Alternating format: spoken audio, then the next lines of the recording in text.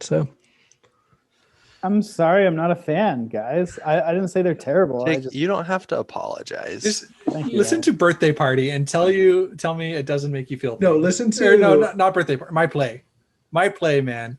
All right, get your story straight. Wait, what's that one song where he's like singing about his future daughter? Oh, Dear yeah. Winter. Dear Winter. Dear Winter, yeah. Listen to Dear Is Winter. it a daughter or a son? He picked a purposefully ambiguous name.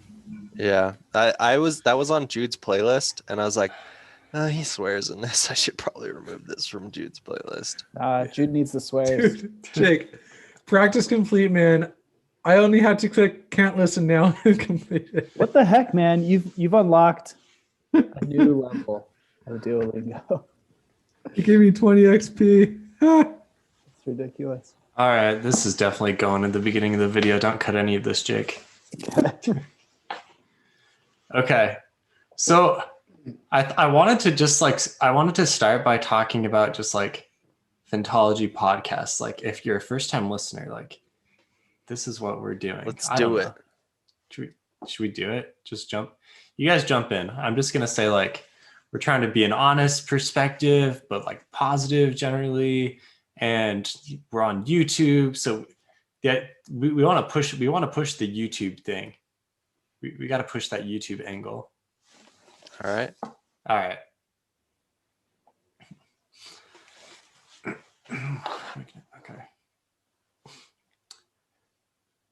All right. What's up, fantasy book nerds? This is Fantology. The full crew is here for our monthly roundup episode. Special episode. I'm Steven, your host, and we have Ryan, Jake, Josh, and Ben all on the full five. How's everyone doing tonight? Good. I prefer to be known as the unique Robinson. Whoa. Is that because you're not a twin, Ryan? Yep. You're not unique. So if you're a first-time listener to the podcast, Ben and Josh are twins. Ryan is their cousin. Jake and I happen to be friends of them, and we've all kind of found each other over the years and came together to form the podcast about a year and a half ago. And we cover kind of the full gamut of the fantasy book landscape, everything from Harry Potter to Sanderson to Abercrombie to Malazan to what else? Indie releases. Releases, yeah. We're trying to get a little bit more new and fresh authors out there because we've done a lot of the big ones. We're not all the way through all of the big ones yet. You know, we still have some more Sanderson to do and some more classics to do, but we're trying to do some more indie releases. I mean, we've read most of them. We just haven't really recorded reviews. Right. Yeah. Yeah, let's make sure we get our resumes out there. We have read the books. We have, yeah. And I would say we try and pick books that we think we'll like. So generally we'll say we're going to be pretty positive about books we review because none of us want to waste our time reading a book that we don't think we're going to like. And I think we've all through the years gotten pretty good at picking out books that we'll enjoy, you know? So if we don't like a book, we'll tell you that we didn't like it. But I think typically if you listen to the podcast or watch our YouTube channel, we're going to be saying positive things about books because we pick them for a reason. And having said that, one thing about, you know, what we do is we have a lot of people on here. And we usually like to do book reviews with at least 3 of us. Sometimes we'll do 2 of us, or sometimes even just Stephen will pump out a YouTube video. But we'll get like a diversity of opinion about something. So like there's a review, which thanks for reviewing us on like Apple Podcasts, but there's a review that talked about how we were honest about a part of Rhythm of War that we didn't like. But I personally liked that part, but the rest of the crew didn't, which I think it's kind of, it helps because, you know, it helps balance things out because somebody's going to have something negative to say, but even if it's overall positive, we can kind of get that diversity of thought and it's not just coming from, you know, a single person. So we learned that you were wrong, Josh, Yeah, right? exactly. Like everyone else was against you. Well, the reviewer was against you. I think the point is that it's okay to all have different opinions, and when we can express those different opinions, and people are most likely going to agree with one of us. You know? For example, Josh and I will maintain that Elaine is the best female character in Wheel of Time, and that is a correct opinion to have. However, The rest of the crew might not agree with us. Josh any- doesn't even look like he agrees with I you. think that's a stretch. It's a huge stretch.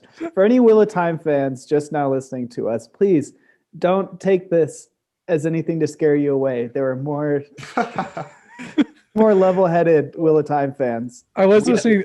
For this opinion, I got kicked off of our reviews of Wheel of Time, and that's accurate. And I was listening to a recent episode that you guys did though, and you defended Elaine a little bit, and you said, Ben, if you're listening, so I want to let you know I was listening, and I appreciated the defense. We don't pull our punches, Yeah. especially Ben. Yeah. Yeah, okay. Fantology podcast, diverse opinions in the year 2021. That is something that not everywhere on the internet can say. So if you like that, tune in. Also, if you want to follow us, support us a little bit, we're launching our YouTube channel. It's been out there for some time, but we're trying to make a push to get some YouTube subs. And not only do we put our podcast out there, but we do little booktube things every now and then, just kind of dabbling. This is very much a hobby still. None of us have quit our jobs over this, but if you want to support the podcast, give us a sub over on YouTube. It's kind of a fun place. Yeah. And on YouTube, you can admire Steven's background quite a bit because he's done a lot to get that perfect back there, you know? So good job on I that. also admire Ryan's cat. I wanted to introduce our honorary sixth member for this episode. This is Newport. She is a delightful calico cat, and she's turning 3 years old soon. We adopted her when she was 8 weeks old, and she's turning 3. And there's another black and white cat named Radar who is not siblings with Newport, but we adopted him at the same time. And he's in my room, but he currently gets into a lot of trouble. And so you'll probably see him walking around at some point in this episode. As long as we're doing animals of Fantology, this is my little Shih Tzu. Whoa, is she shaved? Yeah, we shaved her. And my daughter, who's 3, thought that we got a new dog. And she comes in and she's like, I got a new pet. I'm going to name her Fluffy. And like, wait, I was like, Fluffy, man, Fluffy's the wrong. Quit the name there, Lakin. Like, so anyway, so now Bruni has to go by Bruni Fluffy. Otherwise, my daughter gets sad. This is There was the no opposite sorrow. thing. This is the opposite thing where parents will, like, if a goldfish dies, then they'll just get a goldfish without replacing it, or without telling their kid. This is like Lakin thinking that her dog disappeared and she got another one. Yeah. So it sounds like there was no remorse over losing Bruni. It was just joy at gaining Well, Fluffy. she didn't realize that she didn't think she had lost Bruni. She just thought she had gained another animal, and we had to explain that it was still Bruni. Anyway, So was she disappointed to learn that Fluffy Hard was to actually say. Bruni? Or she's still trying to process that. she wasn't disappointed. She was disbelieving until she eventually just kind of got over it. And now we just have to include Bruni's new last name, which is Fluffy. All right, 3-year-old psychology and animals. We also cover fantasy books. That's probably what you're here for. So in these monthly episodes, we recap the news, the sci-fi fantasy news from the previous month. So that's going to be March this time around. And we kick off our competition on Twitter that we run every month. We do these polls, kind of March Madness bracket style polls. We just finished the Magic Systems poll. And this month of April is going to be Sidekicks, top fantasy, science fiction, fantasy sidekicks. And we'll give you our picks, and then we'll launch it on Twitter, collect submissions, let it run for the month, and ultimately we will have a winner, and that person will win fabulous prizes. There are actually prizes. You win a Fantology swag. I'm not just being facetious. Well, and I think do we do Shadowless as a book giveaway this time, or how did that Yes. work? This month, the winner of the poll, which we'll talk about a little bit later on, received a copy of Shadowless by Randall McNally, who is a self-published author that we had on the podcast to talk about writing and self-publishing. So if you're at all interested in that and you want, or if you're interested in a unique fantasy book, of which Shadowless is very much one, then check that episode out. Yep. So let's talk about news. Yeah. Okay, so I know if you've listened before, you know that if we talk about TV first and news, Ryan gets into a rage So can we start with books, A Ryan? wet blanket, as you called me in the last episode. That was probably nicer than saying you were enraged. But should we talk about books this time? Book news in March? Yeah, Yeah. I think the first book news we should cover would be Breach of Peace, right? We did a little prediction that we'd be covering that last month's episode, and Yeah, we ended up covering it a lot more than we thought we would be covering it, actually. I think well deserved. So for background, this is a book by Daniel Green, who is, I would say, one of the most prominent fantasy booktubers out there. And He's so been called the king of booktube, not a self-proclaimed title. I think he prefers Goblin Daniel Green. Disheveled Goblin. Disheveled Yeah. Goblin. That's So his named true by title. Brandon Sanderson himself, I believe. I think that's the Is history. that okay? If Yeah. not, it's adding to the legend. He's Quill Right. at this point. Who he doesn't like. Yeah. Who he doesn't. Yeah. But anyway, he decided to dabble in the self-publishing industry, and so he put out a 95-page novella, which Fantology had favorable opinions on. And so you can go watch our 13-minute booktube video or one of the 2 podcasts that we did about it. Yeah, we covered it a lot. We did a non-spoiler and a full spoiler. It's out now. We got an advanced reading copy of it, so or advanced review copy. So thank you for that, Daniel. And yeah, this was a dark fantasy novella. So it's kind of along the lines of like there was some Stephen King, there was some grimdark in it. There was some, what else did we say? Powder Mage type of setting. And the whole thing was around more of a mystery detective style. And we enjoyed it. Mm-hmm. Yep. You can read And if one, maybe 2 sittings. Yeah. And it's a fun, fast-paced read. And he's a good author, for a first book. This was really strong. And if you're an audiobook file, then it's Michael Kramer and Kate reading. So yeah, you can't go wrong with those as your narrators. Unless you're Jake. Hey, I have nothing against them. They're awesome. They do our intro. We Yeah, love them. And it is reading. It's not Reading. reading. It's not reading. It's Yeah, reading would be too much. Okay, so yeah, so I think that covers that. Great book. Go buy it, support booktuber, and check out our episodes about it. Any more book news? I have a couple more book news things, but I'll give you guys the opportunity. Go for it, Steven. Yeah, okay, so book news. So Jordan. I don't know if any of us have read the Cradle books by Will White.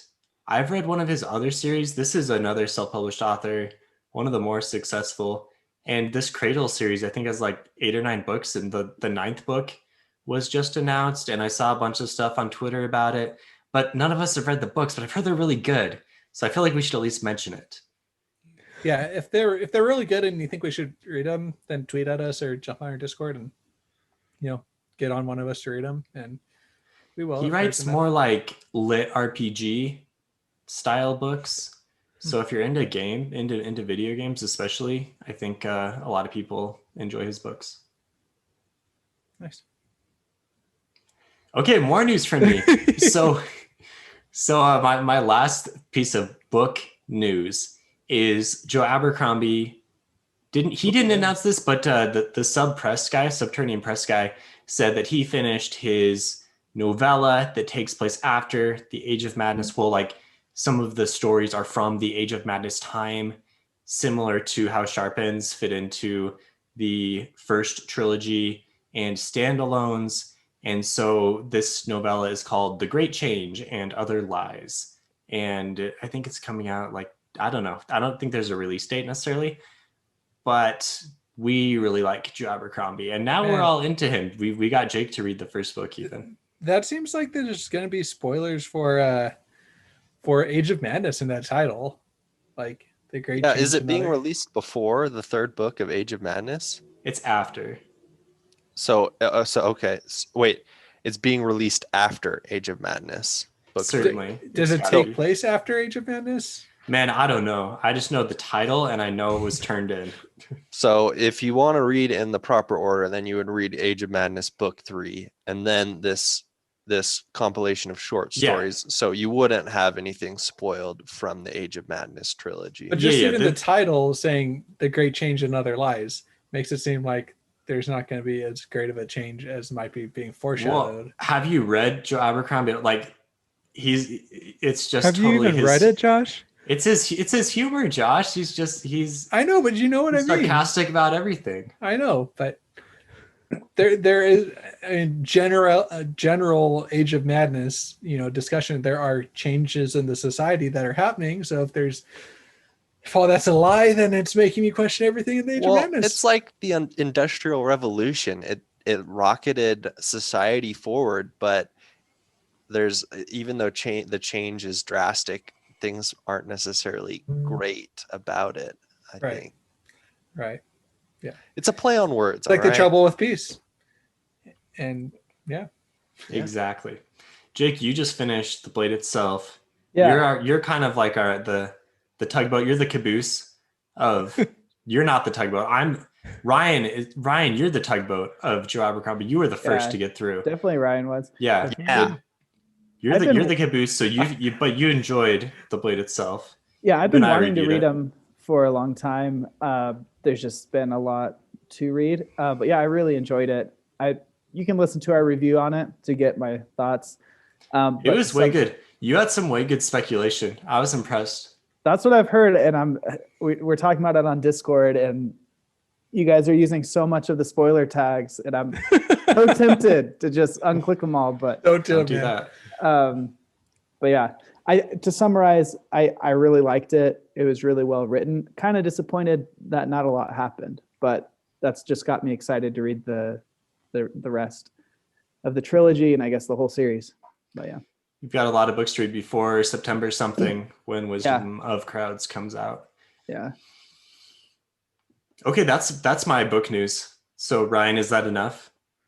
Wait, was the Devils announced as well, or was that last month's book? That was well, I think he announced that in a blog that came out like at the end of last month / beginning of this month, but we did talk about that in our last month episode. So to recap, he announced the next book he's writing is going to be called The Devils, and it takes place with new characters in a new world.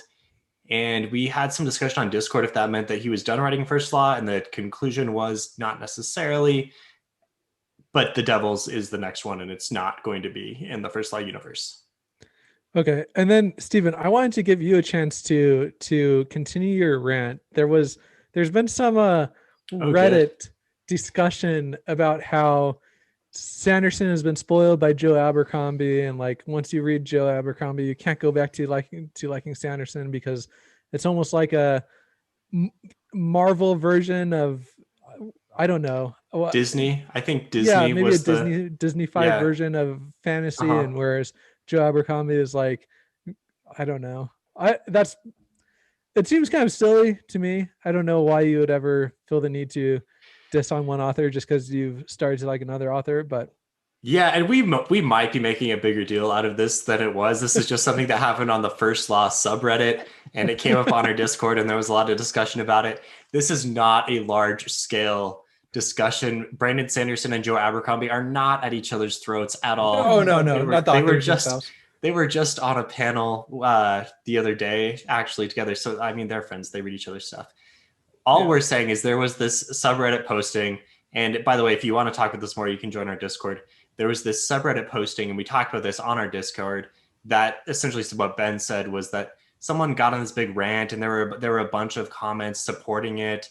And essentially the whole First Law subreddit seemed a large majority of the people that commented, at least, were like, Sanderson is crap, and reading Abercrombie's ruined him for me, and Sanderson's like this Disney-fied version of fantasy, and it's not realistic, and the dialogue is wooden, and the characters aren't believable, blah blah blah. And I think we all like both authors a lot, and I just don't see the need to crap on one. Like, they're both good, they have strengths and weaknesses, and there's definitely some crossover between what they do. There are a lot of differences, and so I think it's just a matter of preference. And maybe this just kind of comes to a discussion about like reading in general. Like, we're all for supporting like whatever you like to read. You should read that stuff. Like, if you don't like something personally, like that is your prerogative. And if you don't like things that we're recommending, that's fine. Maybe we can recommend something else to you. You don't have to like everything. Don't force yourself to read something just because we say we like it. And if we say we like it, doesn't mean that you should feel bad if you don't like it. None of that goes. You have your agency when deciding what to read, and you don't need to then crap on authors just because you don't like it. Don't In yuck my- on somebody else's yum. In my humble, honest, personal opinion, that Reddit thread was, it seemed like just a small reaction to the strength that Sanderson's fan base is gaining to so many people just recommend Sanderson now on a large scale. Yeah, that's fair. That I think a few people are getting sick of it. They've tried Sanderson, and for whatever reason, they don't like his writing, which is fine. It's totally fine to have your own humble, honest, personal opinion.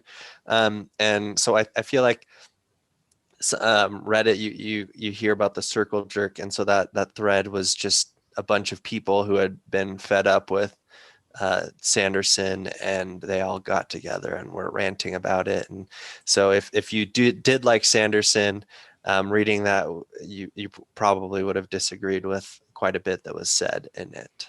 I think it's fair to think that there may be a bit of a overreaction, or not overreaction, but that there is like a natural movement against the over recommendation of Sanderson, because he is like the number one recommended fantasy author right now. And Jake and I were just talking to a friend last night who had just finished Well of Ascension, the second Mistborn book. And he was like, yeah, it's okay. And, Sanderson's a good author. I enjoy his books.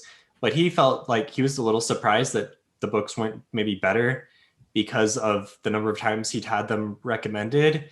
And we were just like, yeah, Sanderson is really popular amongst, a big circle of people, but there's a lot of other authors, and he has weaknesses. For me, and Sanderson really is like the MCU of fantasy book authors, because it's a really safe recommendation. There's not a lot of offensive things in his books, and there are a lot of offensive things in first law books. Like, that's just the nature of what they are. You know what I mean? You're going to go in there, and like, if you recommend it, you're not going to read about some dude struggling to pee for 2 pages in Sanderson's books, but you might with Joe Abercrombie. That might be an exaggeration. Okay, maybe not 2 pages, but I just finished with in total one of his books, and it was no spoilers, guys. It was just I don't know, but like what Josh is saying, it's very safe to recommend. The urine is coming, Jake. It's like you can recommend a Marvel movie, and like chances are that who you're recommended to is going to like not be offended by it, and is probably going to, for the most part, enjoy it, and probably want to go back and watch another Marvel movie. But is it like a high class movie that like is it the best movie that's ever been made? No, I mean, in some ways, kind of like, I think if you take all of them together, I think Endgame was one of for what it did it extremely well. And when Josh you take believes together, Endgame is the best movie ever made. That's what but you know what I mean. Like, in some ways, Marvel has done what no other like movie franchise has ever been able to do, and that is to appeal to a mass audience and get a lot of movies in one with preserving a lot of continuity. And Sanderson has done largely the same thing with being broadly like appealing to a lot of people. Now, having said that, like, I think that Joe Abercrombie is the best working author with characters, bar none, really. Maybe Stephen King, but I think that they're the two best character authors out there right now that I've read. This is kind of a side note jab, but side note jab. I mean, again, listen to our review of the Blade itself, but I felt the writing style is very similar to George R.R. Martin, and I think he also does amazing characters, great writing. So I guess the jab would be: do you not consider George R.R. Martin as a working author? Honestly, ooh, he's working just not on the stuff we want him to be. Actually, that's another piece of news. I think he just signed a big contract with HBO for like 5 years of developing Yeah. additional Is it for that content. And sci-fi show or for no, it's for like its own additional specific- Game of Thrones, Song of Ice and Fire spin-offs. And the idea, I saw a brief YouTube video of someone saying that this has the potential to be like a universe of Song of Ice and Fire with lots That'd of be shows that cool. all have. It would be So it's cool. going to be the MCU of grimdark fantasy.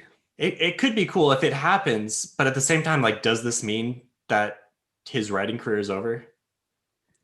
That would be such a shame to just like if the show had started development like 3 years later, you know, would we have gotten We might have gotten Winds of Winter, but not. What's the last book supposed to be called? A Dream of Spring. Dream of Spring, yeah. yeah. So dream. just before we move on, I think this could be like a cool, like kind of recurring segment or like episodes that we do is kind of like not pitting, but like comparing two authors against each other. And maybe like doing definitely a shows book about that. Definitely a booktube thing to do. We might make Yeah. some booktube Yeah. videos about that. We could get some We cool could do sound an effects like ding ding ding and have like two Epic pictures coming in. fantasy book battle of Fantology. And then we Ryan get them will be- on. We bring them both on unexpectedly, and Yeah. we make We them. will We make them. summon- Yeah. We will summon Sanderson and Joe Abercrombie. We have the power and resources to do that. We will if you sub to our YouTube channel right now.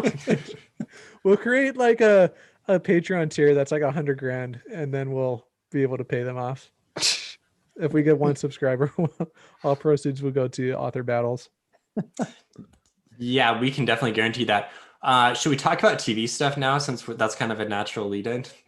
I suppose I'll allow it. Yeah, I think the biggest TV news we've got was the first look at Moraine. Yeah. all the time. It's kind of a blink and you'll miss it type Embracing the look, but The do not Yeah. underestimate the woman in this tower. Yeah, shot. what is it, like a 3-second clip? It's like 6. I'm gonna say No, it's 6. it wasn't even 6. It was more like 3, I think. feel like Maybe half like of it was- the sound lead-in would get it to 6. Yeah, I feel like half of it was a bright flashing light. Hmm. Anyways, but So, what did we learn from this, Jake? Tell us. we're just hyped for the show. I No, don't know. no, Jake, There's some things. What do you mean? there's Come some on, man. I thought you watched like the Dusty Wheel and Oh, I did. I watched all of it. What do you want from here? that We they're don't- not doing the Ageless Aes Sedai thing. Oh, well, to me that's not a big deal. So I mean, It's we not a learned huge a lot deal, from but it. we learned we we learned This learned it. news. we This learned is they're not this doing is that. fantasy news, Jake. We have to cover these things. We learned that she will have the Kisierai, however you pronounce that. I don't know. Yeah, if close I'm enough. doing- we learned that the audio in there was recorded specifically for the trailer. So it's not the audio from the scene and potentially not audio from any scene since it was recorded specifically for the trailer. We learned that that's her embracing the source. I don't know. I feel like not having Ageless Face was not an obvious news segment from. I think that's a pretty big thing that we found out from, like, to me, that was the biggest thing, is that they're not really going to do Ageless Faces with the Aes Sedai in the series. That's like that's like a there's pretty big thing. There's Wait, okay, one, I'm sorry. How did we learn this? Just because she looks older? Rafe said it. they did a Oh, Q&A. Rafe- So Yeah, you know, people were like, Rafe. Yeah. our Survivor. RJ? I know him from Survivor. Yeah. He's the showrunner for first-time listeners. He's the showrunner, Rafe Judkins. Was he on Survivor? I don't get that. He was. He was, yeah. Really? Okay. Oh yeah. Come on. Anyways, Is he not a Survivor fan? I Ryan's, feel like the- Ryan's the- like debating whether or not. Me? What?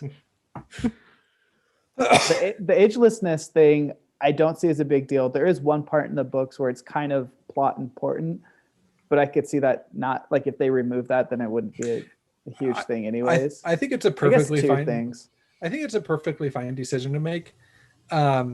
I do think that it is, like, there are implications in the book for it, for sure. Oh, for sure. Yeah. But there's one plot point that's big. The other one is like very minor, and both of them could be done without. Yeah, no, but it is showing that they're not going to do like an exact interpretation of the books, which Yeah. we already know, and fans are going to know. And so I think that this is pretty smart that they're getting out ahead of this, and that they're communicating it to the fans, because they know that they're going to need hardcore fans on board.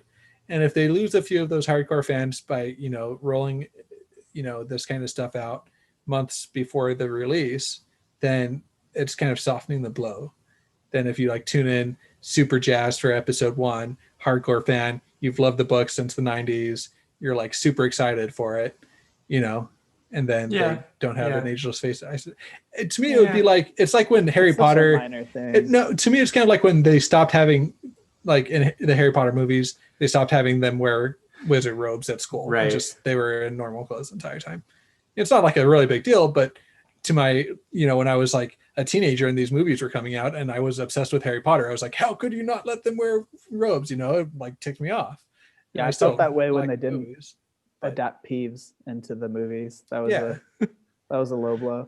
No, I think, I mean, they've been pretty upfront about how this is going to be another turning of the wheel. It's not going to be a one-to-one adaptation.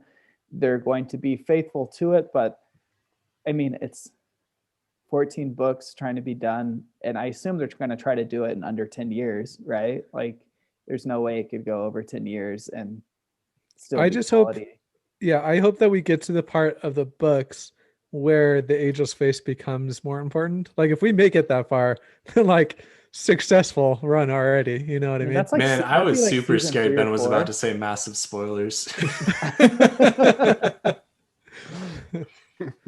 Fair enough. So the other news about Wheel of Time is the Dusty Wheel was able to unblur some parts of the script. So I guess just that's a plug to go watch those YouTube videos. I don't really know if we should, I don't know, get too far into that, but for the reveals of the dagger and I think Tom's guitar, and maybe I think those two are the ones that really showed like the script with a line unblurred and the rest blurred. Somehow the crew at the Dusty Wheel, I think they just did like guess and check with like type something they thought it was, then use some blurring software to see if it lined up or what. But you should, or they just made it up. They just made it up. They're probably CIA agents. If it's legit, I'm surprised. What rookie mistake to include the actual script? Well, I think that's pretty commonly done. And nothing on there was like a major revelation. Yeah, it's just fun for the fans to kind of play like detective. And then Moraine kills Matt because she got frustrated with him. Yeah. Right. Josh, don't spoil things. So Jake, haven't they been following like the wedding pattern, like the something old, something new, something borrowed, something blue? Yeah. And so now we're gonna have the trailer. That's the speculation. That's the next thing. Well, so here, let me look it up real quick. But the full, like, it's a longer rhyme than I initially thought it would be. Oh no, there's more things. There's one more. It's "and a sixpence in her shoe" is the last bit to it. And it sounds annoying. Some people have speculated that could be like the Tarvalon mark. Oh, that is featured in the first book. I don't know why they would. Like, it's not really a huge plot thing. I don't. In the shoe, I have no idea what a shoe would be unless it's men in boots. You know, like maybe that would be big. But I mean, I don't know. But the trailer speculation is from somebody found a request for, and I don't know how accurate this is, a request to get some like language translation work done, which would indicate that would be for a trailer, and they need the work done by April or May, I think, which I think they needed it done by April, which made people theorize that the trailer could drop as soon as May. But are we ready to make a Fantology guarantee about the trailer? I think it's going to be by June. We'll see a teaser at the very least. A teaser. Right, more we've already seen. No. We've already seen teasers. I mean, like a teaser. So we have teasers, of the teaser trailers. Yeah, I'm saying teaser trailer. Yeah. Teaser trailer. Wait, what is that? I'm a teaser trailer is like more of like a 15-second montage. Yeah. You know, it's like a commercial for. It's like more of a commercial for it than. Okay. Well, I mean, fair. Yeah. Okay, Fantology guarantees within the year 2021 we will see a trailer of some kind. No, it's getting. I'm pretty sure at this point. I'm pretty sure it's still going to be released this year. Hopefully. Okay. We cannot guarantee that. That's my guarantee this year. Since when have our guarantees had any consequences for being false? Exactly. So I'm I guaranteeing this guarantee year. that next week we will have the show. Whoa. Which, to be Brian, fair, Watch, what if it before- gets leaked? What if it gets leaked next week? Yeah. Source says. They're Yeah, gonna somebody hunt you watches. down, man. You can take that to the bank. Somebody watches. Wheel of Time Insider guarantees that we will have the show. Oh Shocking yeah, news. invest in GameStop, everyone. It's going to the moon. Diamond hands, stuff like that. To be fair, I think 2021 was their target date for the release anyways. But who knows how COVID is really gonna make that delayed or not. So off of Wheel of Time, there was some minor Lord of the Rings TV show news. I don't know if we need to spend much time on that. They cast member dropped off.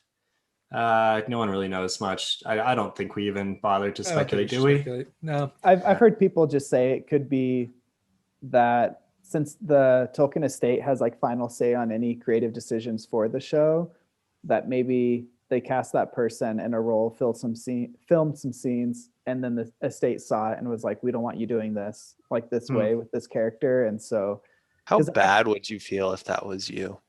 that not that it would be the actor's fault. It would be the writers and directors, because I think the actor came out and said that he or she left. I can't remember, due to a different direction with the character. Yeah. So it And seems so, like it's said something like that. we cannot continue with it or something. It was Doesn't kinda weird. everyone say externally that they left a company because of creative differences or a difference of opinion? That's never the full story.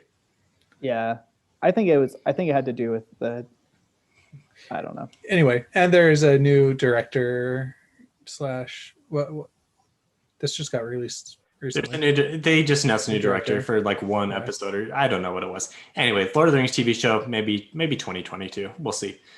Snyder Cut. I like Hey, that. I'm almost through it. I got like 1 hour left. I'm halfway through it. Haven't started.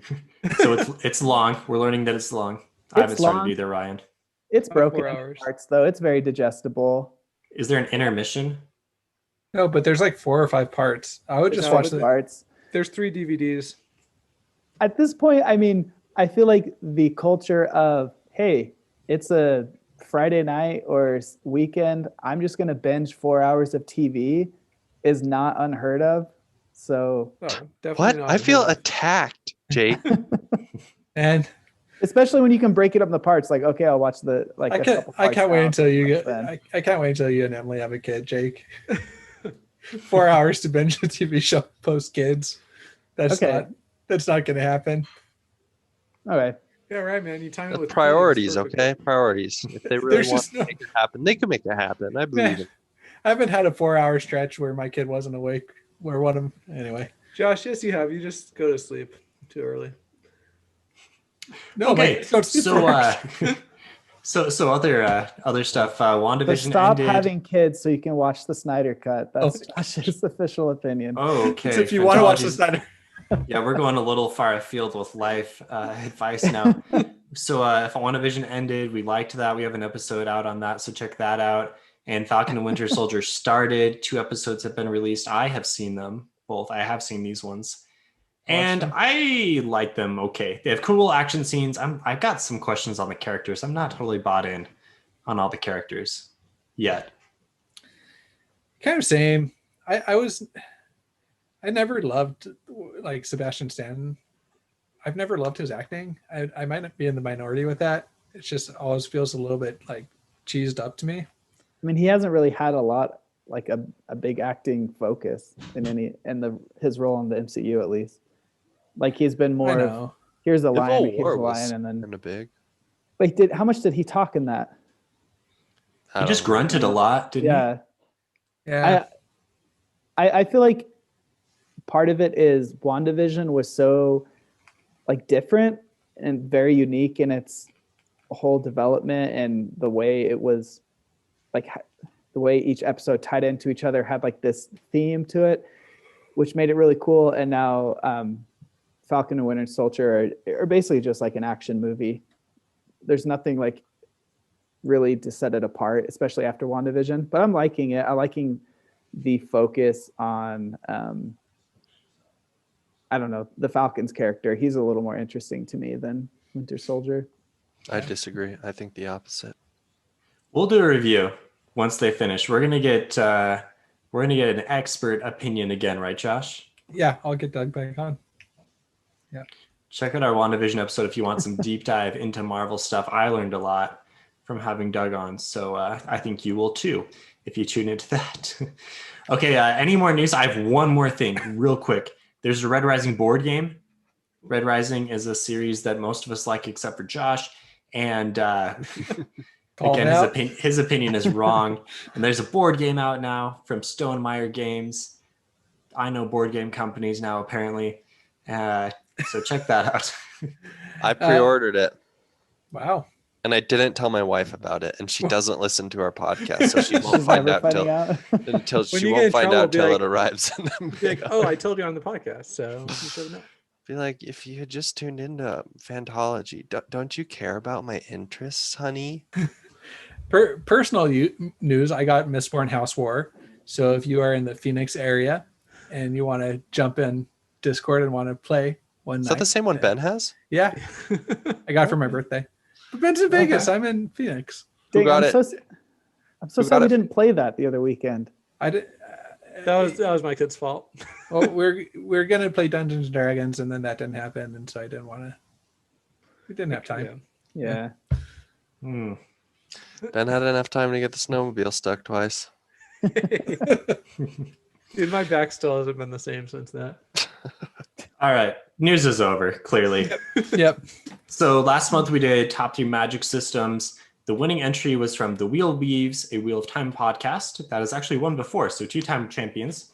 Congratulations. Their winning entry was number 1, The Force from Star Wars. Obviously, number 2, Channeling from Wheel of Time.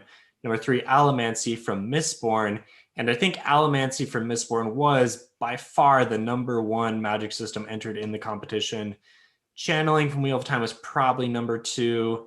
And I'm guessing like Stormlight / Knights Radiant Magic was number 3. So a lot of what you'd expect in that one. But yeah, congrats. And this was a strong entry. Obviously, 3 blue chip magic systems. I feel like we should have more in-depth statistical analysis on these competitions, Steven. Especially considering Steven's a data scientist. Yeah, would you like to do that, Ryan? I think that we should just let whoever's strengths are most suited for that do it. Yeah. Oh, Steve, what was your major, Steven? What do you have your graduate degree in, Same major Steven? as 3 other members of the podcast. In fact, What was your master's? What was your master's? There we go. That's true. That's false information. Okay, so this month we're going to talk about top 3 sidekicks. Sidekicks is something we need to define because there's a difference between a minor character and a sidekick, and there's also a difference between a protagonist and a sidekick, right? So what actually makes the sidekick into a sidekick? What do you guys think? Dang, this is hard because I've already made my picks, and I'm now not sure if my picks are going to qualify. We're going to disqualify you. I think they're a strong supporting role for the main character. Yeah, they have to be tied to the main character or to a main character specifically. Like they have to be a B-side of that character. There's someone who wants to carry the load of the main character. Yeah. For example, like Dobby would not be a sidekick, right? He's a supporting character who's maybe a little more than a minor character. Dead, okay. I guess. Yeah, you have to rub it in. If Dobby had a bigger role, I could see sidekick because his role is like predicated upon Harry Potter. Well, so right, but the whole book is predicated upon Harry Potter. Yeah, so this is good. So let's take the Harry Potter example. Who is sidekick eligible in Harry Potter? I think Ron and Hermione are. What about is Hermione a sidekick or is she a protagonist? They are protagonists, but they're both more sidekick. I mean, by book 6, Harry's the sidekick to Hermione, but So you're telling me that Harry is such a weak character, he needs 2 sidekicks. Yes. And he let Dobby die. You don't think Hermione's a sidekick? I don't think Hermione's a sidekick. Dang. I think she does enough things on her own. But what's the purpose of her role? It's to support Harry. Well, part of that's because the book is all it's third Right. it's third person limited but to like, Harry. like Fred and George, they're just side characters. They do support Harry at times, but they're And like They're- Dumbledore. When do we yeah. ever see? We their never see focus Hermione is not doing. to support Yeah. Harry. Their focus is to be this comedic relief on the side. Or Whereas even Hermione- Dumbledore, like he is outside pro-tagging outside of Harry's influence. You know what I mean? Like he's doing his Yeah. own thing, whereas everything Hermione does is pretty much revolving around Harry. Everything Dude. the book showcases, at least. Starting spew had nothing to do with Harry. Yeah, and it therefore didn't receive very much attention. Steven just wanted us to mention spew. What does Yeah. SPU stand for, Stephen? Society of the Protection of Elvish Welfare, not Yeah, warfare. Welfare. Yeah. Well, Yeah, Stephen, you seem very knowledgeable right now, but if, yeah. if fans go check out your Whoa! Shots fired. We were just talking about this. I was so disappointed in all three of them for the collective wrong answers they got on their Harry Potter trivia episode. My assailants are referring to an episode of the podcast where we did Harry Potter trivia, and hey, I won the trivia, right? It was, that is no Nathan. I think was Nobody the rightful won. winner. Nobody won. I clearly won. At the end of the day, I declared myself the winner, so that means You I were won. hosting the podcast. That's like if you were the ringer in the Special Olympics and you won. Didn't Trump win? He said he won. So, All right, we can't. back to Sidekick. We don't dare stray into that. Yeah. Back to Sidekick. So I think that like the quintessential, like archetypical sidekick character in fantasy would be Samwise Gamgee. But would you also consider Merry and Pippin sidekicks? They No. are, but they're also kind of too separated from.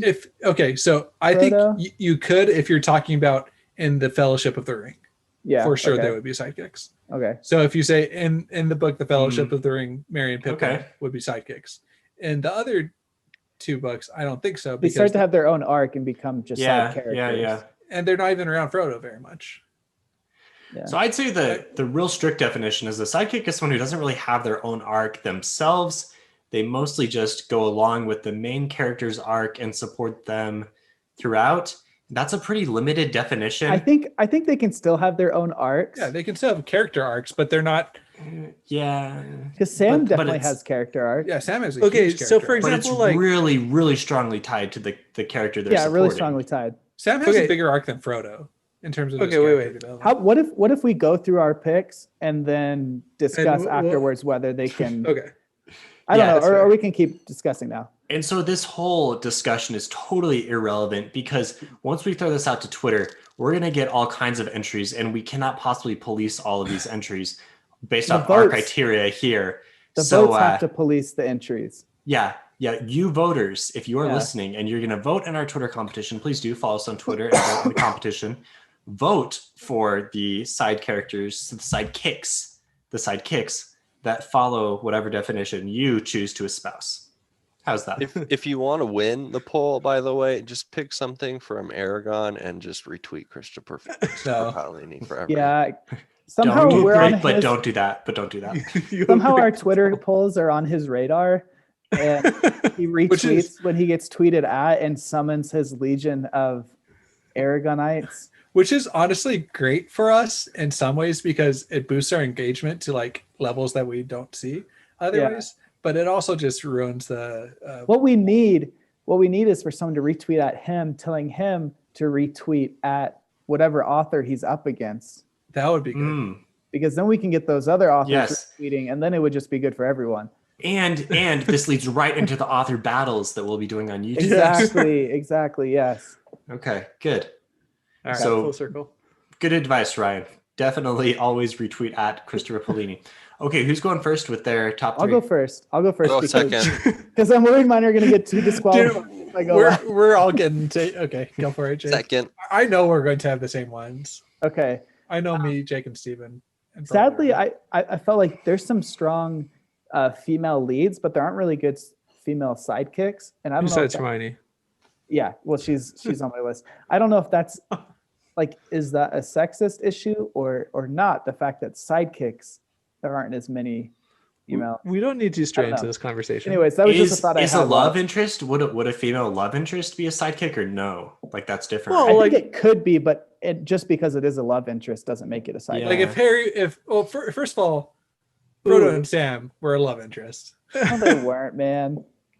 Wait. Was gotta Murphy a sidekick to Dresden? You're just gonna Is gonna Murphy- kick out Rosie like I that? consider Murphy a sidekick. Dude, Rosie was a rebound. Okay. I think Murphy could be a sidekick. Yeah. Okay.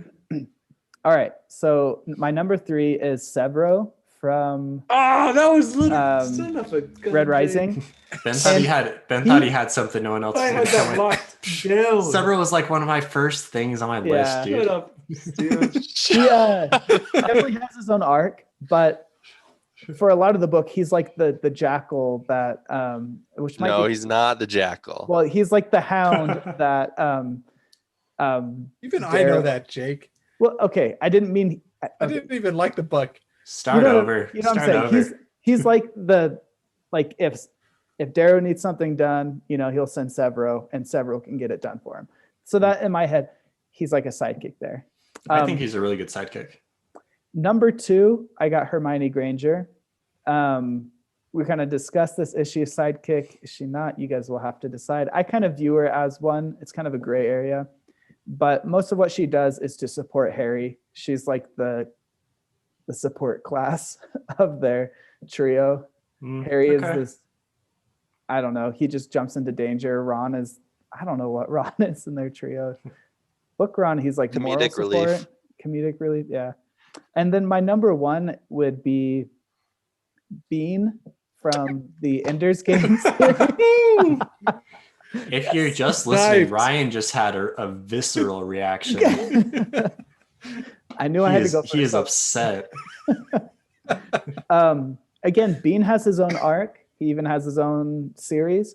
But for Ender's Game and mainly just for Ender's Game, he is more of the supporting character for Ender. So, thoughts? Do you guys think all mine qualify? I guess Ben and Ryan do, seeing as I stole half theirs. Yeah, no, those are good. No, I think Bean doesn't qualify for you because he has his own series in which he's the main character. So I guess Petra could be. You know, I'll take off Bean and I'll do Petra from. No, I'm sticking with Bean. Never mind. No, he's really good. Yeah, Bean is a good pick. I think they all qualify. Okay, I Ryan, mean- you were next in line. Yep. So since I'm giving Bean the boot, I will replace my number 3 pick with the Fool from Fitz and the Fool, who starts off as kind of a enigmatic, just mysterious character and really develops into just a strong friendship sidekick with Fitz, and they just his background turns out to be integral to the plot lines of the books, and so he's just him and Fitz have just a super interesting relationship, very different from pretty much any I wouldn't say any other relationship, but most of the relationships that I have read in fantasy. So This is a good pick. Yeah, I was gonna go here. Yeah. My number 2 pick is going to be Silfrena. No! Oh, that's a great one. Yeah. Son of a gun, Jake. Yeah. Ben's list is collapsing. just she's a really good she's just really good sidekick. I mean, moral support. She's kind of like the angel on Kaladin's shoulder, really helping guide him, and as her powers expand, so does Kaladin's, and their relationship grows. I think really one of the things that I consider to be central in a good sidekick is the relationship between the main character and the sidekick is strong and develops and changes, very dynamic, and it almost is as interesting to me as the actual story is. Ben and I just reviewed The Way of Kings, which is not a new book, but we reviewed it with my roommate, Daniel, who just read it for the first time. And we had a good discussion about Syl. I know Ben's a big fan. There was there was even some Reddit art that got brought up. Oh yeah. So check out that episode. But yeah, Ryan, let's hear your number one. Well, my number one pick was mentioned earlier, but hasn't been picked. Samwise Gamgee, who is your prototypical sidekick who helps Frodo. You know, I can't carry the ring, but I can carry you. Helps get him to Mount Doom. Saves the day. He's kind of my hero of the Lord of the Rings. I know that Frodo bore the most of the burden, but Sam was there to pick Frodo up and just not only a good sidekick, but a really good friend. And to be clear, you are allowed to choose someone that choose a sidekick that another person here has Not chosen. if you have any cojones. Yeah, I guess so. Yeah, we kind of, I think we like to be original and unique, and this is really a competition in between ourselves as well. It might be interesting if next month we do all of our number 3 picks at once, and then we do all of our number 2 picks. Oh yeah, kind of like a draft. Yeah. Something I like something that. like that. We could do a draft here. So, All right, anyways, Ben, I think you have to go next. Otherwise, you might have a connection. Okay. Number one sidekick is Jean from Lies of Lockmore. He's a really good one. Darn John it. who? What? Tenon? Tannen. Yeah. Good pick. Why Darn are it. I'm just salty because Pop I was quiz. gonna. I'm just salty because I was gonna take him, so I Yeah, had to okay. I had to, yeah. Hey, He was no on one's my list, taken too. any Name of the Wind yet, Steven. So you still got that going for you. Well, now they're going to, Jake. I've only read the first 2 books of Lies of Lockmore, but both very Oh, good. come on. You haven't even finished the series and you took it from Steven. And well, now none it's- of us have finished the series. Yeah. Josh. Okay, well, our current, Ooh, nice clap back, Ryan. All right.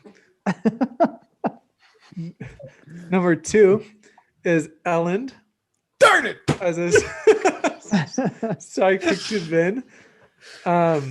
And yeah, I think he's, great sidekick. I think he's always very supportive of Vin. And I'm just got through my reread of Well of Ascension. So yeah, just super good. Like everything he does is kind of to strengthen her and buoy her up. And then my salty pick is Wormtail as a sidekick to Voldemort. Is a sidekick to Voldemort? All right. What This is dude this? gets the worst rap, man. He comes in clutch. In book 4 with his hand, severs his right hand, Yeah. and you bring Voldemort back. He spends also his betrayed life as a rat that in with order that. to stay undercover and continue the charade up of Sirius Black. He's very devoted, man. So He's not devoted. He's a I think he was coward. scared. Yeah, He's that's just a coward. This is Everything he did very was based devoted. on fear. This is happening. This is. What are we doing? Terrible. Terrible thing. Wormtail is a class okay. A sidekick. But not a Alright. class S sidekick. If you want it to be controversial, I feel like you could have gone with Bellatrix. She's at least a good sidekick. All right, Josh, you or me? I need time to think. I just Okay. demolished 2/3 of my list. Yeah. I'm looking through my list trying to decide. Oh, you had Wormtail too, Josh? Okay, my number 3. Here's a female sidekick for you. Only in the first trilogy of Powder Mage. This does not apply to the second trilogy, the Gods and Blood and Powder, because this character takes on a greater role. But I'm going to take Caphole. In the first trilogy, I think she's a really good sidekick. She's a really good sidekick to Taniel. But in the second trilogy, we'll learn more about her. I don't think she qualifies as a sidekick later on. She's a really interesting character. And she doesn't have that much of a character arc in the first trilogy at least. I think she's a good sidekick. I think she's good. Yeah. Great pick. Okay.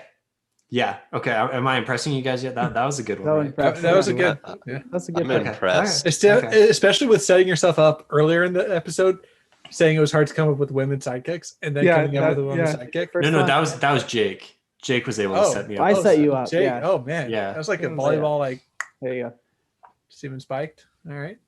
And okay, so number 2, and to be clear, like we are going off of remaining at this point, so I don't know if this is really my top 3, but number 2, I have Bronn of the Blackwater. I think he's a good one. You know, I He's a googled great some one, lists, and he was on like 60% of all the top 10. Okay. Yeah, I definitely did not Google lists. Hey, Jake. I think he's a good sidekick. I'd say he's mostly a sidekick to Tyrion. In the show, he is kind of more of a sidekick to Jaime a little bit, but yeah, he's a good sidekick. He does some stuff on his own, but and he's an interesting character, I'll say. I had another Game of Thrones Song of Ice and Fire character. I'm not going to take it because that's another unwritten rule. You can't take 2 from the same series. Number 1 sidekick. All right, I'm gonna go with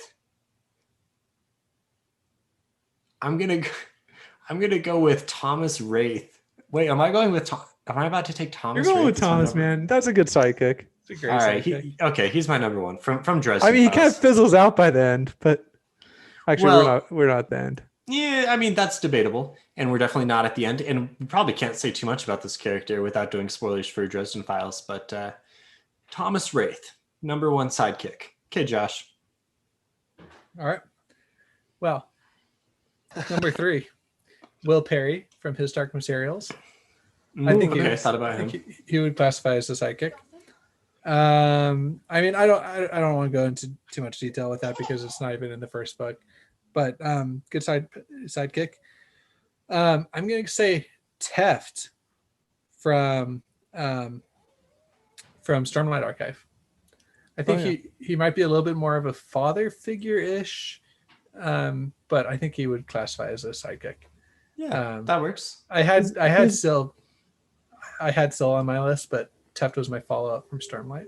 He's both mentor and sidekick at the same time. Yeah, because in terms of being like a Knight Radiant, well, I don't want to get into spoilers. Okay. In terms of being a Knight Radiant, we will not say anything. Okay. Number 1. I wish I could say the entire quartet from Tet? quartet from Dark Tower. Yeah, okay. But if you say quartet, quartet from the Dark Tower series, which consists of Jake, Oi, Susanna, Eddie, and of course Roland. But if I had to pick one, I would say Jake Chambers. He really comes in. He starts off as just a little kid, and then he grows into like such a marvelous character, and it's all while being kind of in the sidekick role. And like I said earlier in the show, Stephen King's character work is really top notch, and in my opinion, the best out there in a lot of ways. And he just does amazing justice for all of those characters. But yeah, so that's my 3 sidekick characters, and I don't know if I could say that they were all my top 3, but you had to go last. I'm happy with my list. I'm happy with my list. Yeah. So yeah. So one that I was gonna put on, but I chose Wormtail instead, was Weir from Lyconius. Lycanius. I didn't know. Hey, that's a good one. Because That's Yeah, a Weir's a good one. Yeah. Here's a good one. Anyway, but This is now the part of the episode where we try to impress each other with our remaining people.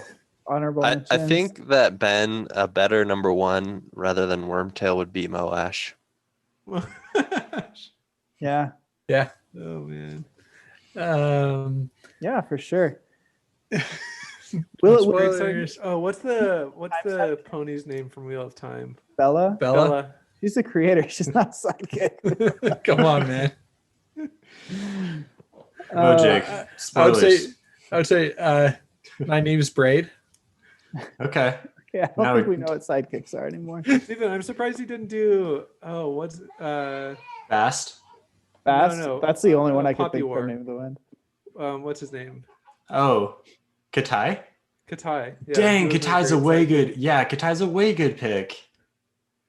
Zero I'm- character okay. arc instead of.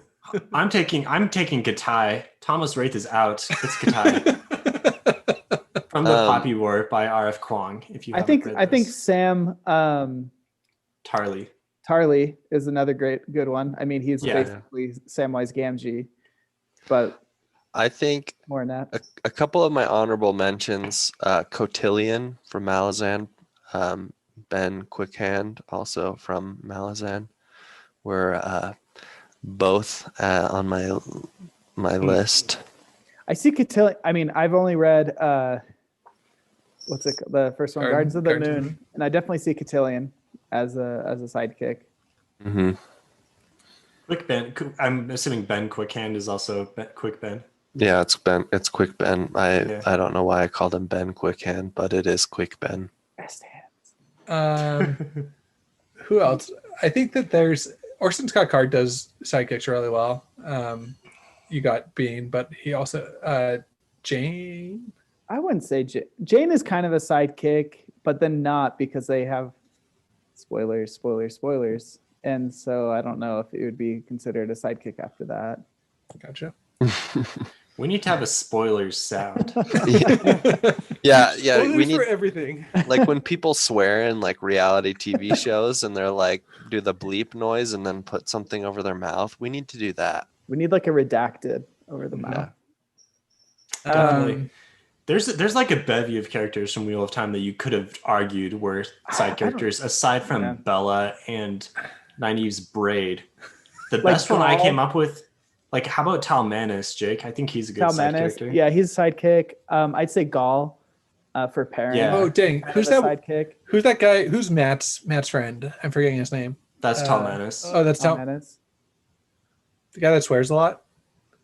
Uno? Uno. Oh, you're talking yeah. about Uno. Uno. Not Matt's friend. Do a reread, man. Come back 14 books. Wait. Well, he's with Matt at the. I don't want to spoil things. I mean, characters are together every now and then, but What about? I can't think of one from. Birgitta? Lightbringer. Is there a good one from? Oh, Birgitta would Lightbringer? be. that'd be good. Yeah, From Lightbringer? Yeah, I don't really think there's any. Yeah, Karis is not a side character. She's No, for sure a she's main like a- character. Yeah, maybe who's that girl that can? I'm only on the third one. So, but the girl that has a special ability that she can Tia? see that one. Yeah, Atrastia? She's not a side character. She's not a sidekick. Well, I keep on saying side character. I mean sidekick. I guess she could be. She's kind of. I think. Josh. Oh, what's his name? The kid from Kip's class, who's the top of the class, and he's really cool. Yeah, Oh, I'm trying to remember his name. It's like a verb almost. Dang. Okay. Well, I feel like. Oh, sorry. I'll go edit ahead. that in. Ryan, I feel like Rawl from Hyperion, he's kind of a sidekick for his books, even though he's also the main POV. I don't remember who he is. He's from the second two books. He's the one who gets sent off. We'll have to talk. Rawl about and Endymion. Dang. Okay, Okay, never mind. That's so what what about- should we end by doing our TV hour right now? Like what we're currently reading, just like a quick roundtable here. Sure. Yeah, I'm reading Memories of Ice still. I've put Dead House Gates. I've made progress, but I put Jake, Dead House Gates on pause. I just finished Children of Ruin. Ryan and I need to review that series. I'm also halfway through 2001: A Space Odyssey, which is a short read. If anyone else wants to jump on that, and then I think it's like 6 hours long. Nice. Sure, Yeah, there's that one. I'll burn through that. Is that checked out in the library? Or It was one of those books I got on sale from Audible. I don't know about library. Nice. Okay. I am currently reading Elantris because Steve and I are going to record an episode with the Hero's Journey podcast. So Oh yeah, I didn't even mention that I'm reading Elantris. yeah, so that'll finish up my reread of all the Cosmere books. And then I'm trying to get current on all of Joe Abercrombie stuff so I can be ready for Same. September. Same. And then hopefully Malazan, if I ever get around to it. So that's my list. I also want to read the Foundation series before the TV series happens sometime this year. Oh, the Apple Plus series, yeah. Yeah, listeners, let me know how much interest is there for that. I'll probably do it, at least read the first one before the series premieres, but it seems like it'd be a good one to do as well. Hey, Josh, the character's name is Cruxer. Cruxer is the Lightbringer character I'm thinking of. It was almost a verb.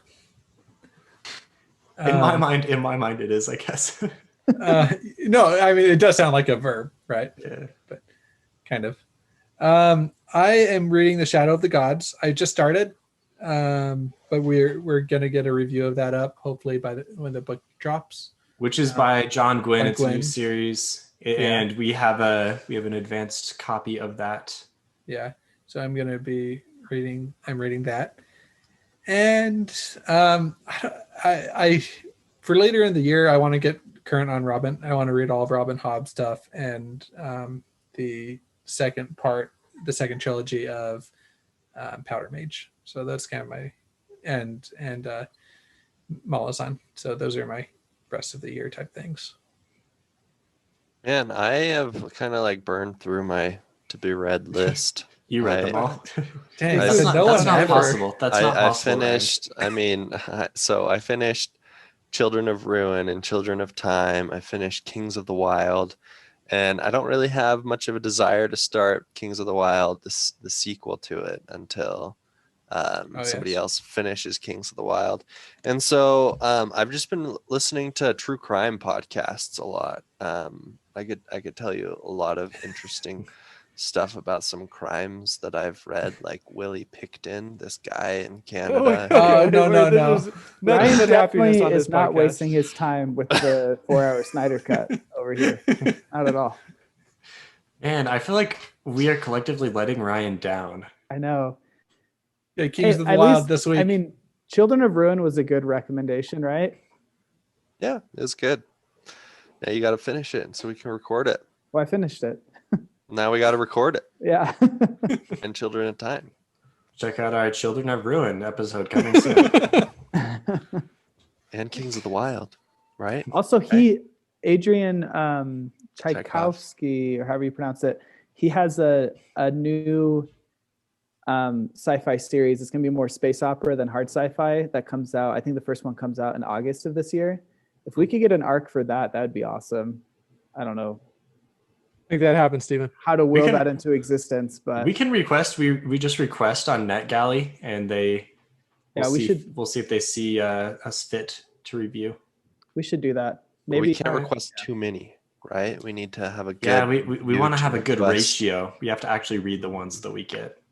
you just review them on there. Yeah, you have to Maybe write a I'll- review. You link. Maybe to I'll the read review. that John Gwynn book with Josh. Yeah, it's good. I've read like 10% of it. So Nice. I'm enjoying it. All right, so if you have recommendations for Ryan, he's obviously open to that.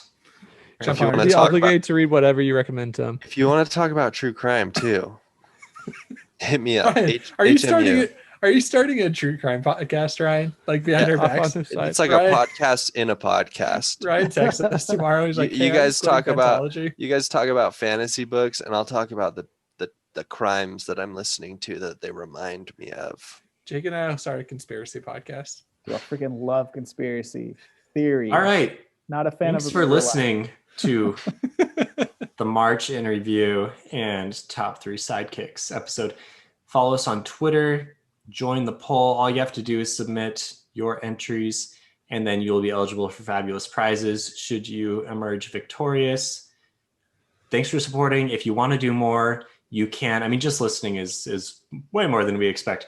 But please sub our YouTube And you can check out more episodes at www.fantologybooks.com.